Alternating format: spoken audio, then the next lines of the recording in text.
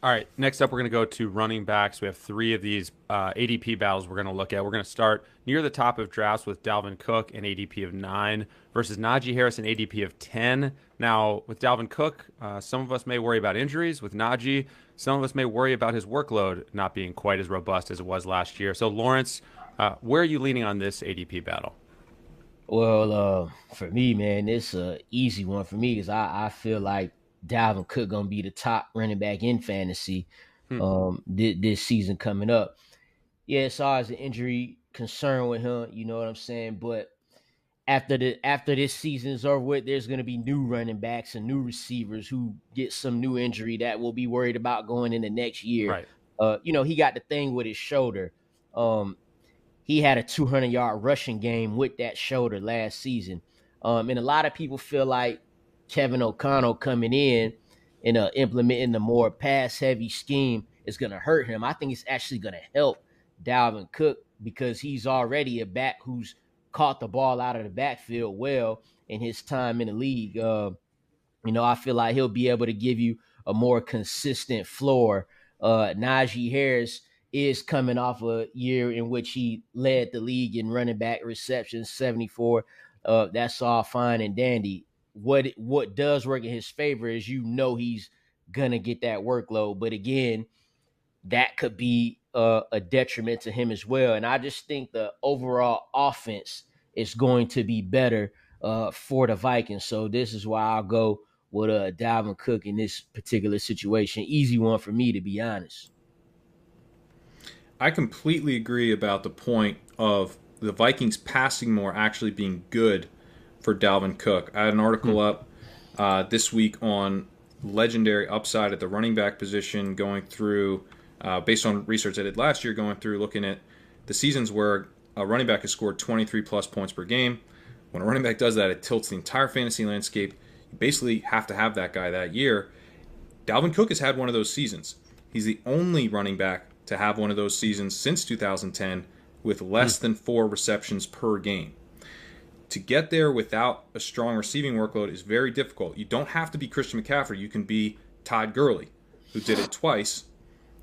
That's kind of the path that I see now for Dalvin Cook, at least potentially, where he gets to just above 4 receptions per game, and that additional high value workload through the air could really propel him to getting back to being the guy you need this year. I think he has a much clearer path to that than Najee Harris, who kind of already had all of the work.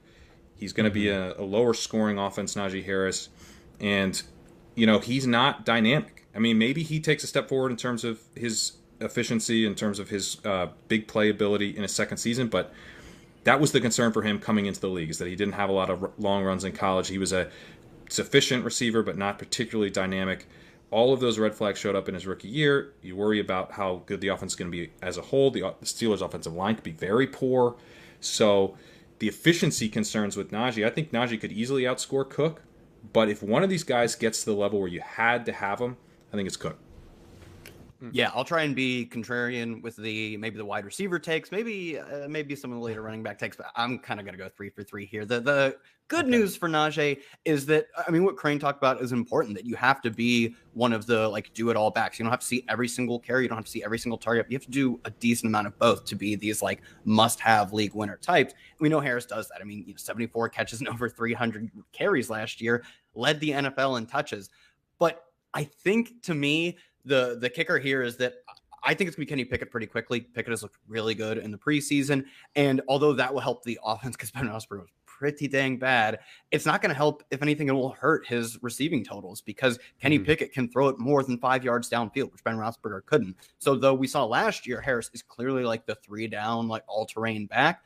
If those targets come scaled back a little bit, like Kerrane said, I don't think he's an elite runner by any means. I think he's a good volume runner, but I don't think he's a threat to give us the 1,1700 yard rushing season. And then if his receiving numbers come down, really you're just hoping that on that volume he runs hot on touchdowns, where I think the efficiency Dalvin Cook has shown throughout his career makes me confident that, yeah, he doesn't need all 300 touches, right? He can go on 220, 250 if he ups his receiving total. So like Kerrane said, if we get a truly dominant season from one of these guys, I think it's Dalvin Cook, even if the sort of median projection looks a little better for Najee Harris.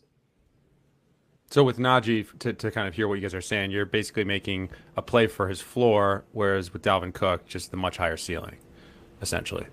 Totally. That's how I see it. Hi, I'm Mike Tirico, and thanks for watching. Make sure to hit subscribe for the latest news and highlights from NBC Sports.